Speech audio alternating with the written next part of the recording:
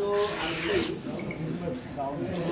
জামাত ইসলামের কেন্দ্রীয় ঘোষিত কর্মসূচি দেশব্যাপী জেলাগুলোতে জেলা প্রশাসক বরাবর মানে আপনাদের মাধ্যমে আমরা অন্তর্বর্তী সরকারের মাননীয় প্রধান উপদেষ্টা বরাবর আমাদের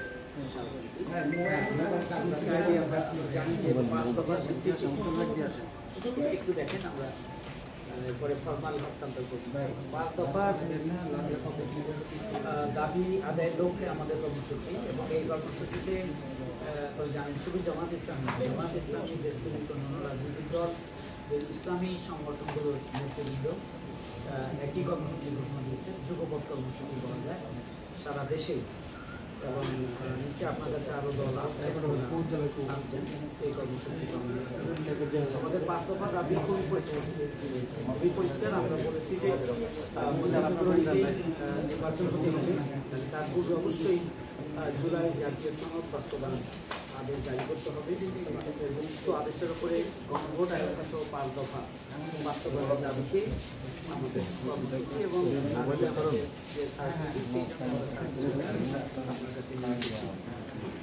এখানে 5 দফা দাবির মধ্যে একটা হচ্ছে যে জুলাই সনদের আইনগত এবং রাষ্ট্র সংস্কার, সংবিধান সংস্কার, এই জুলাই ঘোষণাপত্র জুলাই সনদের মধ্যে অন্তর্ভুক্ত করতে জুলাই সনদের আইনগত ভিত্তি নিশ্চিত করার পরেই তারপরে নির্বাচন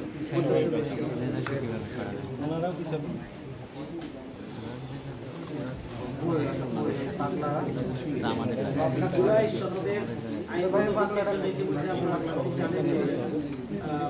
গণভোটের ব্যাপারে রাজনৈতিক দলগুলো একমত হলো, সব রাজনৈতিক দল একমত, এটা আমাদের দীর্ঘদিনের দাবি ছিল। এখন আমরা চাচ্ছি যে এই গণভোটটা জাতীয় নির্বাচনের দিন এই গণভোটটা হতে হবে আগে। গণভোট আগে হবে, জুলাই সনদের অনুমোদিত হয়ে গেল জনগণ দ্বারা,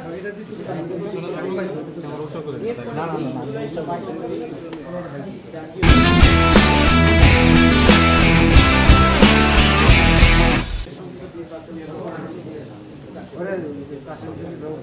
এটা হচ্ছে আমাদের এর সাথে আমরা বলেছি যে পিআর পদ্ধতির মাধ্যমে নির্বাচন, দেশের অধিকাংশ মানুষ পিআর পদ্ধতির মাধ্যমে নির্বাচন চায়। পিআর পদ্ধতির সুবিধাগুলো সেগুলো আমরা বারবার বলে আসছি, আপনার কাছে নতুন করে পিআর পদ্ধতির মাধ্যমে আমরা আগামী নির্বাচন চাই, যাতে করে নতুন করে কেউ নতুন করে কেউ স্বৈরাচারের কালো টাকা এবং ভোট সেন্টার দখলের প্রতিযোগিতা যেন বন্ধ হয়, এখানে যেন একটা ভারসাম্যপূর্ণ পার্লামেন্ট হয়, বিশেষ করে যাতে করে এখানে সকল রাজনৈতিক দলগুলো তাদের প্রতিনিধিত্ব সারা দেশের ভোট যোগ করে সবাই মিলে এই বঙ্গ রাষ্ট্রটিকে আবার কোনো থার্ড হচ্ছে যে আমরা খুনি যাও, সন্ত্রাসী যাও, ভূমিখনের হতে যাওয়া, তাদের দৃশ্যমান বিচার হতে যাবে, সেই প্রক্রিয়াটা চলমান। আমরা অবশ্যই চাই যে বিচার দৃশ্যমান হোক, আমরা চাই যে বিচার প্রভাবমুক্ত হয়ে স্বাধীন মতো বিচার হোক এবং ইনসাফ প্রতিষ্ঠিত হোক এখানে, সেটি আমরা চাই। সেটার ব্যাপারে আমাদের একটা দাবি রয়েছে। একটা হচ্ছে ফ্যাসিবাদের দোষক যারা এই পিছনের অপশক্তিকে যারা এতদিন টিকে রাখতে সহযোগী সহ বাম দলগুলো আওয়ামী লীগের ফ্যাসিবাদ এখানে প্রতিষ্ঠিত করার জন্য সহযোগিতা করেছে সর্বোত্তম, তাদেরকেও বিচার আওতায় আনতে হবে এবং তাদের কার্যক্রম এই দাবি দিয়ে আসছি।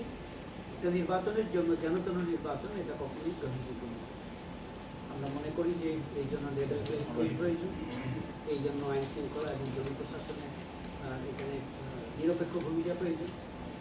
এই জন্য লেভেল প্লেইং ফিল্ড এবং জনপ্রশাসনের সহ যারা নির্বাচন পরিচালনার সম্পন্ন থাকবেন তাদের অবশ্যই সেখানে নিরপেক্ষ ভূমিকা নিশ্চিত করতে হবে। দুটি জিনিস নিশ্চিত না করলে নির্বাচন হবে, সেই নির্বাচন বেসিক্যালি আবার একটা ফ্যাসিবাদের নতুন একটা ধারা, নতুন একটা উদ্যোগ, এটা আত্মগতিক মানুষের প্রত্যাশার সাথে সম্পূর্ণরূপে সাংঘর্ষিক। বিশেষ করে জুলাই আগস্ট ঘটনায় যারা জীবন দিয়েছেন, আহত হয়েছেন, সেই জুলাই যোদ্ধাদের সাথে আকাঙ্ক্ষার সাথে সাংঘর্ষিক। এই জনগণের বিনিময়ে অবশ্যই লেভেল প্লেইং ফিল্ড এবং প্রশাসনের নির্বাচন কমিশনের নিরপেক্ষ ভূমিকা নিশ্চিত করতে হবে। আমাদের এই কয়েকটা দাবি নিয়েই